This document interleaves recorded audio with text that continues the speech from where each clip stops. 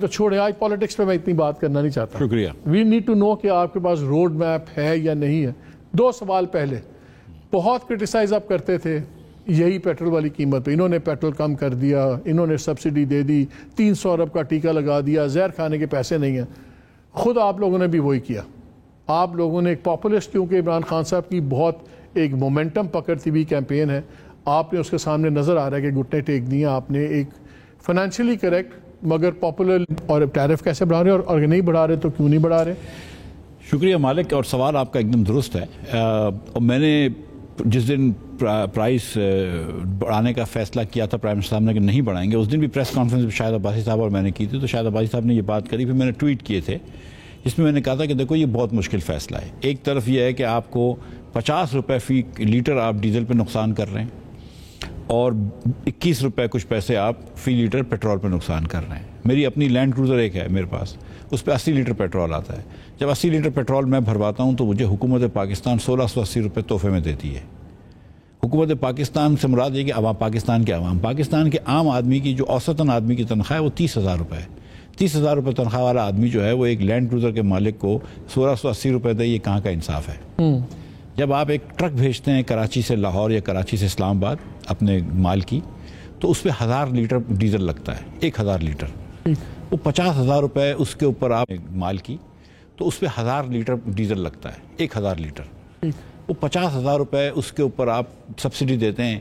ایک جب فیکٹری والا اپنا بسکٹ بھیجتا ہے لیسے کراچی سے بنا کے اسلام آباد، تو اس فیکٹری والے کو آپ 50,000 روپے کی سبسڈی دے رہے ہیں. آپ کی تو لاٹری ہے، کیڈی لینڈ کا ٹرک کو بھی پیسے بچ رہے ہیں، آپ کی کروزر کو بھی پیسے بچ رہے ہیں. یہ کہاں کا انصاف ہے؟ نہیں، میں سیریس دیکھ رہا ہوں، یہ کہاں کا انصاف ہے؟ ٹھیک ہے، مجھے یہ بات سمجھ میں آتی ہے کہ آپ آٹے کے اوپر، کنسمپشن کے اوپر سبسڈی دے دیں، افورڈ کر سکتے ہیں اور نہ کر سکتے ہیں وہ آپ یا موٹر سائیکل والے کو دے دیں. ٹھیک ہے، موٹر سائیکل والے کو دے دیں. لیکن میں ڈسکرمنیٹ نہیں کر سکتا، بڑا مشکل ہو جاتا ہے کہ موٹر سائیکل والے کو سستا پیٹرول ملے اور لینڈ کروزر والے کو سستا نہ ملے.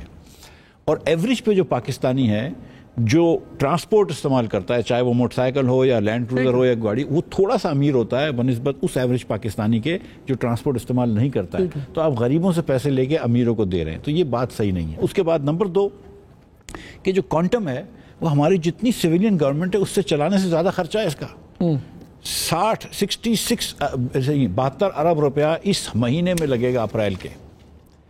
35 ارب روپے کا عمران خان صاحب خرچہ پہلی 15 تک چھوڑ کے گئے تھے، انہوں نے بجٹ بھی پاس نہیں کیا، اس کے ECC سے وہ فنڈ بھی پاس نہیں کیا. تو یہ، اور اس کے بعد پھر آپ کی سپلائی چین ڈسرپشنز ہیں. تو یہ بہت سارے مسائل ہیں. لیکن ابھی میں جا رہا ہوں IMF کل یا پرسوں، اور جب میں IMF جاؤں گا تو میں دیکھیں، ایک IMF کو شوکت سلیم صاحب نے ایک لکھ کر وعدہ کر کے دیا تھا کہ نہ صرف یہ سبسڈی نہیں دیں گے بلکہ 30 روپے لیوی اور تقریباً 34 روپے سیل ٹیکس لگائیں گے. تو 65 روپے وہ، اور اگر 50 روپے ڈیزل کے، تو مطلب 105 روپے یہاں سے 115 روپے یہاں سے بڑھانا ہے. ہم سیاستدان ہیں، 115 روپے اگر میں وزیر اعظم کو بولتا ہوں کہ پہلے دن آ کے آپ دوسرے دن بڑھاؤ، تو مطلب وزیر اعظم صاحب جو ہے وہ مطلب مجھے کچھ کہیں گے. جو وزارت آنی وہ بھی نہیں آئے گی. ٹھیک ہے. دوسری گزارش یہ ہے کہ میں ابھی IMF جاؤں گا نا، ان سے بات کروں گا. ٹھیک ہے، جو شوکت صاحب کہہ کے گئے ہیں کہ جتنا ٹیکس لگانا ہے سیلز ٹیکس کا، اور یہ وہ میں کرنا بہت میرے لیے مشکل ہے اس وقت.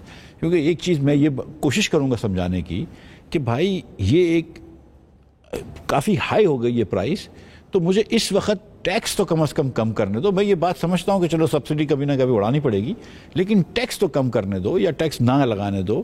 کیونکہ یہ لیوی ہم نے رکھی تھی، اس کی سوچ یہ تھی کہ جب تو پھر کیا نظر آتا ہے، کیا کریں گے آپ؟ لیٹ سے 50 اگر آپ کو چاہیے، کوئی 25 بڑھا دیں گے.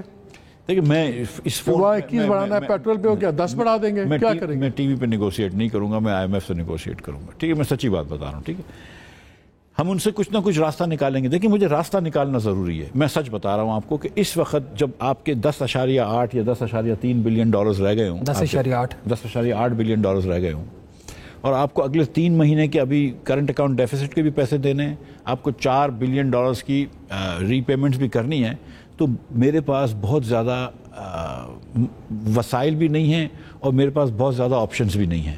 تو میں اور اس وقت میرا بانڈ جو ہے وہ روپے کا بانڈ 70 پیسے کا بک رہا ہے، 65 پیسے کا بک رہا ہے. یعنی کہ پاکستان کی کریڈٹ